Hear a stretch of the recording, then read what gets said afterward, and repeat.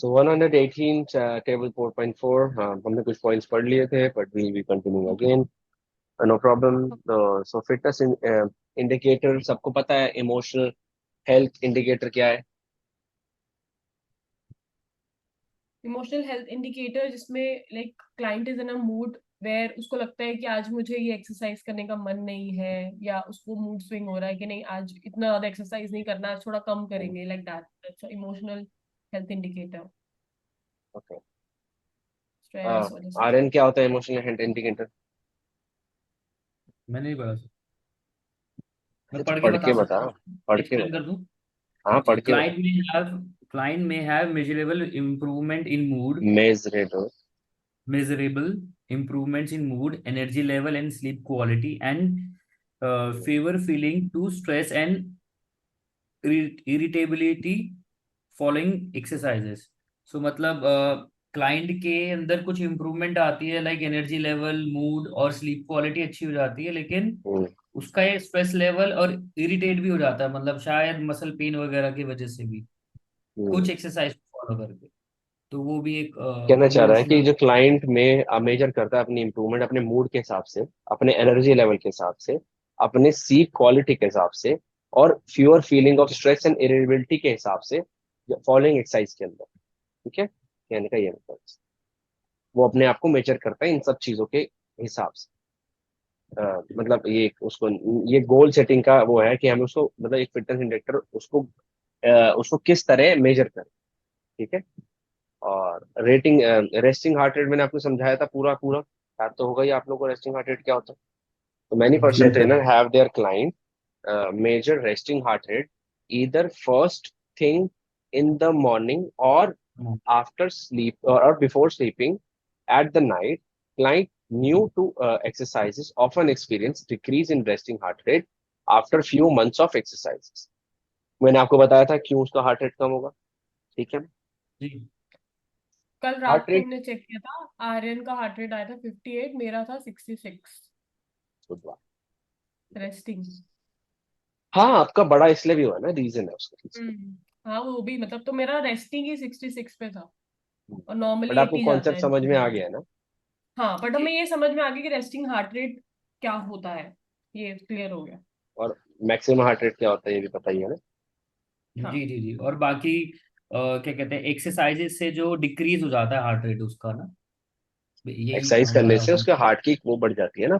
हाँ, मैंने हाँ, बताया था हार्ट इंजन की अच्छे पावर। तरीके से हाँ, काम इंजन की पावर बढ़ गई पर खून का ब्लड प्रेशर सेम ही है ना। सेम ही है। हाइपरट्रॉफी, धीरे धीरे आपकी हार्ट की अच्छी हो जाती है, मतलब मसल्स अच्छी काम करने लगती है। ठीक है ना। जी प्रेशर क्रिएट करने की क्षमता कम हार्ट बीट में ही अच्छी हो जाती है। ठीक है ना। Yes. Heart rate when given सब मैक्सिमल वर्कलोड। सब मैक्सिमल क्या होता है? सर, जो अपने मैक्सिमम एफर्ट पे जाता है बंदा, जैसे हम परफॉर्मेंस ट्रेनिंग की बात करते हैं जिसके अंदर मिनिमम टाइम में हम मैक्सिमम रनिंग करते हैं, जैसे स्प्रिंट मारना, वो हो गए सब मैक्सिमल।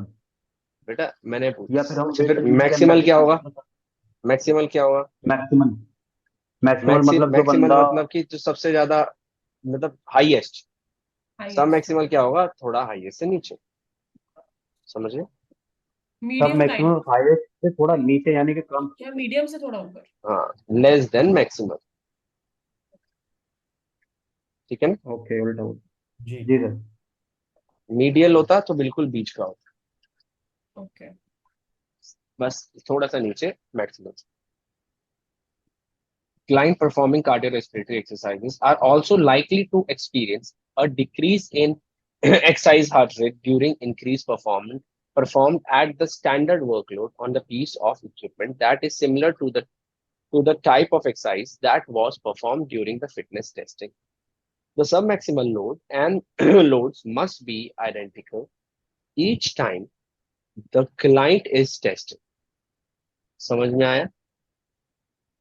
कि जो तुम्हारी एक्सरसाइज करने की क्षमता है, जो तुम्हारी वर्क वर्क करने की क्षमता है, कि जो तुम एक मैक्सिमम, तुम जो एक एक्सरसाइज करते थे, जैसे सपोज करते हैं पहले तुम स्प्रिंट करते थे तो तुम्हारा हार्ट रेट इतना आता था, और अब तुम वही स्प्रिंट करते हो तो तुम्हारा जो उसके अंदर हार्ट रेट है वो परफॉर्मेंस बेटर हो गई है, और उसका हार्ट रेट तुम्हारा कम आता है। इसका मतलब क्या हुआ कि हार्ट की कैपेसिटी बढ़ गई है। हाँ ऑब्वियस बात है, रेस्टिंग हार्ट रेट कम हुआ है तो सब मैक्सिमम हार्ट रेट भी कम होगा, और मैक्सिमम हार्ट रेट उतना ही रहता है। ये मैंने पहले भी बताया था, दोबारा से बता रहा हूँ। बट आपकी सारे हार्ट रेंज में जो काम करने की क्षमता है वो कम हार्ट बीट में ज्यादा काम करने की क्षमता या उतना ही सेम काम करने की क्षमता बढ़ हो जाती है। कि जितना आप पहले 120 में जितना काम करते थे, आज वही काम आप 100 में कर सकते हैं। इजी। हम्म, ठीक है जी। ठीक। समझ में आया है नहीं आया? एक बार और बताएंगे सर? ठीक। जैसे तूने मुझे बताया कि मैं वर्कआउट करता हूँ सर तो मेरी हार्ट बीट 100 है ना? तो कुछ जी। टाइम बाद तू देखता है कि अगर तू शुरू शुरू में ये तूने चेक किया होगा, 1 महीने बाद, 2 महीने बाद, क्या पता वो जब तू अगर पहले चेक कर लेता तो तेरी हार्ट रेट 120 या 130 होती, तो आज 100 चल रही है। और कल क्या पता 90 में ही वो वर्कआउट कंप्लीट हो जाए। तो आपका जो सब मैक्सिमल हार्ट रेट है, जो जो आपका सब मैक्सिमल वर्कलोड है, उस सेम सब मैक्सिमल वर्कलोड के अंदर भी आपका हार्ट रेट पहले से बेहतर काम कर रहा है, कम हार्ट बीट में ठीक ही है। सेम परफॉर्मेंस दे रहा है। ओके। ठीक है, समझ में आया? सर, इसका एक छोटा दूसरा एग्जांपल दूं? हाँ दे दो। सर जैसे मैं करता हूँ डेडलिफ्ट, मसल से रिलेटेड दे रहा हूँ एग्जांपल इसका। मसल की कर रहा हूँ मैं डेडलिफ्ट, आज मैं मारता हूँ 60 kg की डेडलिफ्ट। तो आने वाले 1 महीने बाद 60 kg से 12 रैप निकालता था, और 1 महीने बाद मैं 80 kg से 12 रैप निकाल रहा हूँ। तो यानी कि जो मैं पहले 60 kg पे एग्जॉस्ट हो जाता था 12 रेपिटेशन निकाल के, आज मैं 80 kg के साथ 12 रैप कर रहा हूँ, तो मेरी कैपेसिटी बढ़ गई मसल की। सिमिलरली यहाँ पे कार्डियो की बताई गई है, एग्जाम्पल जो दिया गया है, कार्डियो की जो हमारी कैपेसिटी है वो बढ़ जाती है और हम और इजीली कर पाते हैं उस चीज को। सेम ये है हार्ट सर रेट मेरा पे या एग्जाम्पल। कम हार्ट रेट? तो यहाँ पे हार्ट रेट हमारा कम में ही अच्छा खासा कैपेसिटी बना लेता है, जिसकी वजह से हम कम टाइम में और कम हार्ट बीट पे कर सकते हैं इजीली टारगेट पूरा। बड़ा एग्जांपल था। ठीक है, समझ में आ गया ना? जी। जी सर। ठीक।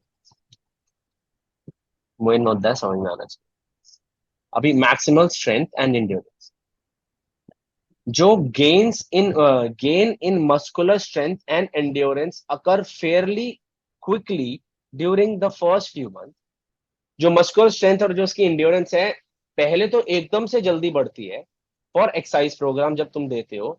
अ client gain in the term amount resistance used और number of repetition perform are easily measured. तो उसके अंदर जैसे ही तुम उसके अंदर तुम्हारे जो अमाउंट ऑफ रेजिस्टेंस है, कि रेजिस्टेंस को कहेंगे जैसे 10 किलो 15 किलो था, उसका इंक्रीमेंट देखते हो, नंबर ऑफ रेपिटेशन का इंक्रीमेंट देखते हो, तो ये जब बढ़ता है तो आप इजिली मेजर कर सकते हो कि क्या परफॉर्मेंस में क्या चेंजेस आ रहे हैं। इजी।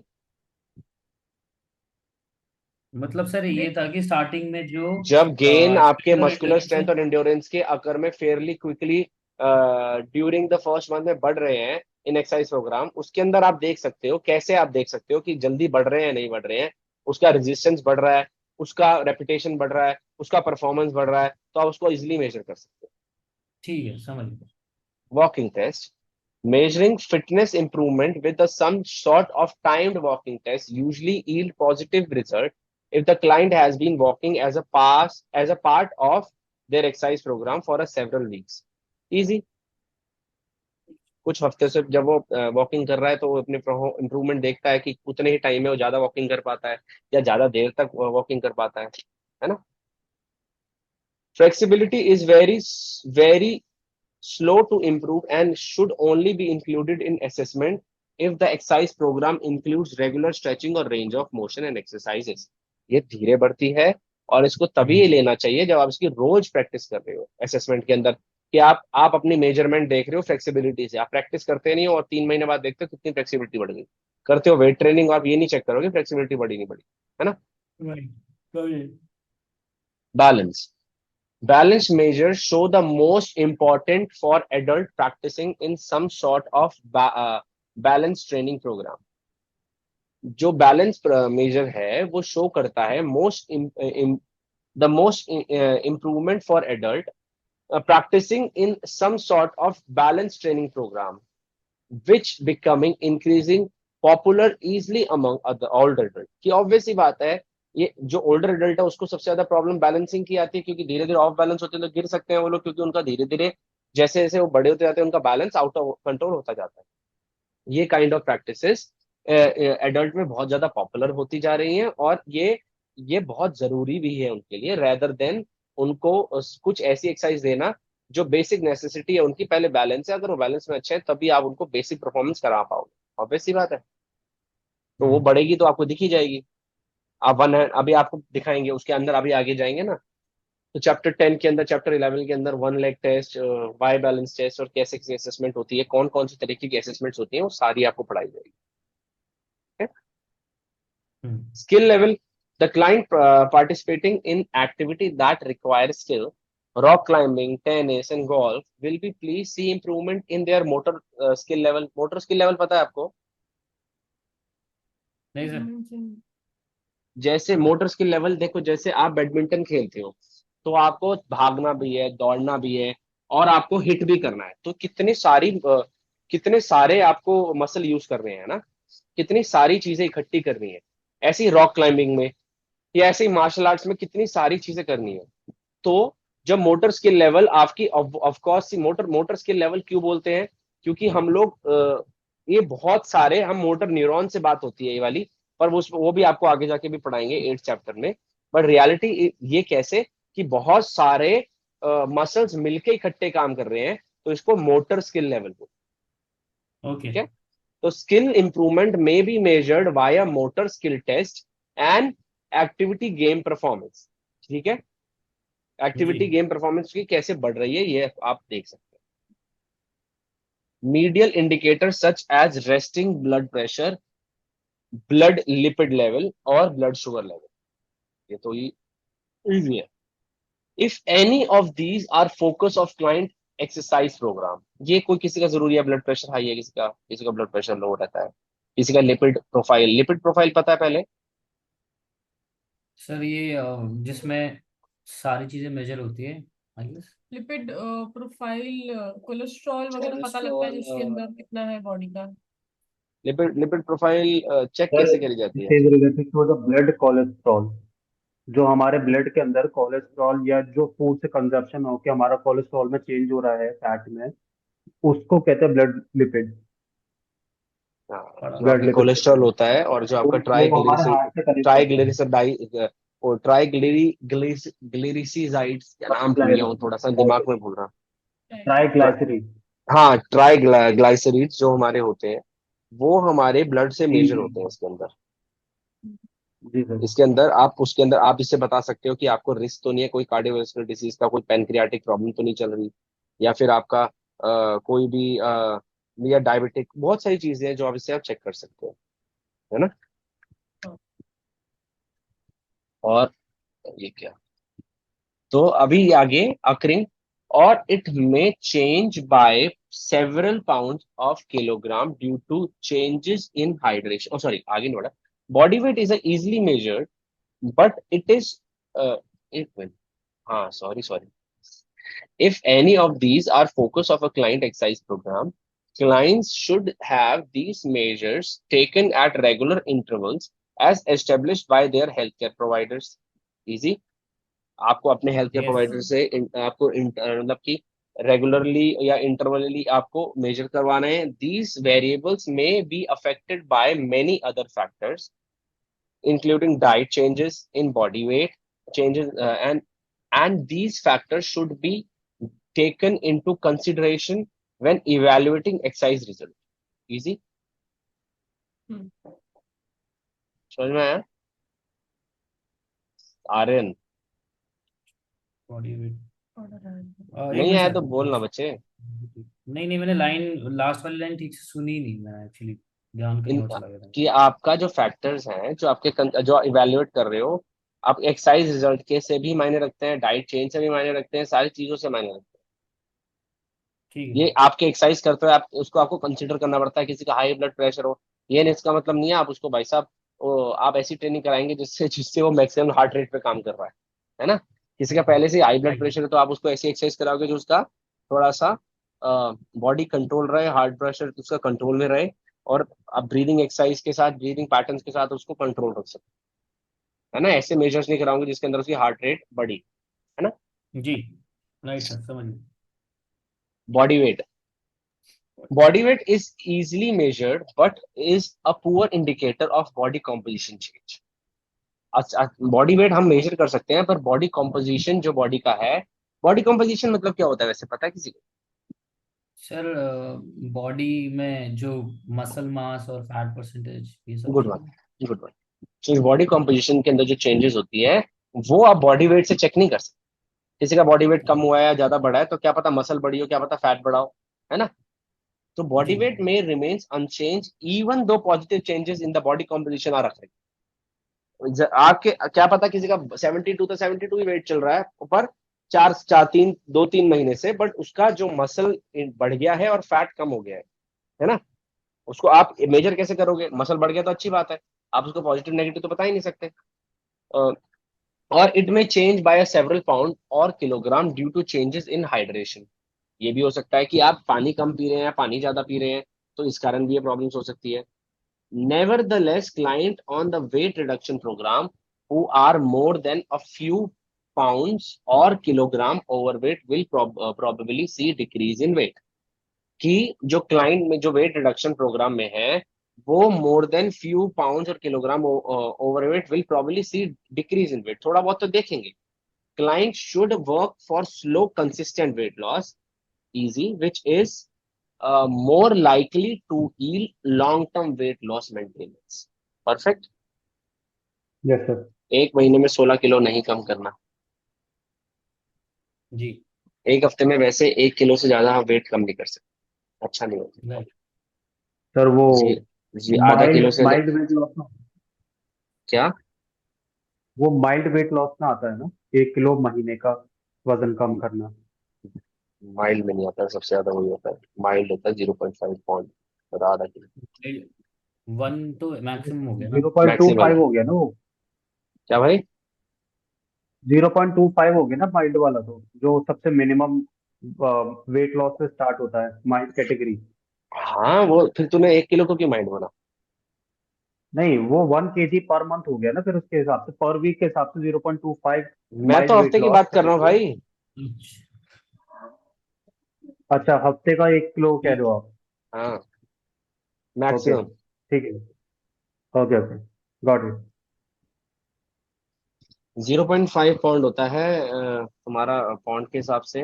वो आप उससे ज्यादा मतलब कि मिनिमम माना जाता है, और मतलब हाँ हम अभी आगे आएगा पढ़ाएंगे। Body composition, if body composition is measured the same test should be use body size. Consistently. Sir body size, body size. Oh sorry, client who have goal to lose only few pounds may not see such change in a scale weight. Body composition change, fat loss, and increase the muscle mass may still lead the change in a body size. Lean tissue, because of its greater density, takes up less space than fat tissue. Many people are happy when waistband on the skirt or a pair of pants it fits more loosely. Many people trainers encourage the clients to watch for changes in the way their clothes fit. समझ में आया? Yes sir. तो mail. कि आप अपने belt के size से ज्यादा अपनी इन चीजों में भी फर्क देखें, रेदर देन अपने कपड़ों में ज्यादा फर्क देखें रेदर देन वेइंग स्केल पर। सुना तो होगा ये वाला, तो सबसे ज्यादा तुम्हें दिखता होगा तुम जब एक्सरसाइज कराते होंगे बोला कि भी बोल है। मेरे रहे हैं। कपड़े तो हो गए हैं कम पर मेरे वेट नहीं जा रहा है। तो बेटा वेट इसलिए नहीं जा रहा है क्योंकि आपका मसल बढ़ रहा है, फैट अभी धीरे धीरे जाएगा, इतनी जल्दी फैट जाएगा तो मांस लटक जाएगा, like then you will be having like loose skin, then we will be the only one facing problems, sir fat लटक मांस लटक गया है इसका कुछ बताइए। So this is something people should know, that the weight should be considered not as a right positive approach. In body, people should be measuring their body composition rather than the like a weight on the weighing scale. इसलिए मैं कभी भी किसी बच्चे को, अगर कोई मेरा पुराना बच्चा है सागर, जानता होगा, मैं कभी भी नहीं बोलता था कि आप वेइंग स्केल पे चढ़ो और मुझे वेट बताओ, इफ सागर रिमेम्बर दैट। और जो बंदा रोज जाके वेइंग स्केल पे सबसे पहले खड़ा हो जाता था ना, मैं सोचता था कि उसकी क्लास लगती है, भाई तू चेक क्यों करता है ये बता पहले तो रोज। क्योंकि दिमाग में एक बात लग जाती है कि चेंज नहीं आ रहा, चेंज नहीं आ रहा, चेंज नहीं आ रहा। We also So do the it's same. not a right way to check your progress. Body composition, सही तो पता ही है कि if the body composition is measured, the same test should be measured consistently. Some person trainer records circumferences of skin fold without predicting body composition. Changes in the measures may be indicative of fat loss, increases in muscle size. समझ में आया yes. कि आपके changes जो आपके fat loss में है, जो आपके मसल साइज के अंदर है, इनकी आपके ज्यादा मसल बढ़ गया है और फैट लॉस कम हो गया है, तो ये मेजर करना होता है बॉडी कॉम्पोजिशन के अंदर। आप स्किन फोल्ड टेस्ट से भी ले सकते हो, जिस आप टेस्ट से मेजर कर रहे हो पहली बार में, उसी टेस्ट से आप मेजर करेंगे आखिरी आखिरी तक, मतलब कि प्रोग्रेस देखें, है ना। जी। अब 2 मिनट बचे हैं तो एक बार दोबारा से ज्वाइन कर लेते हैं। Okay sir.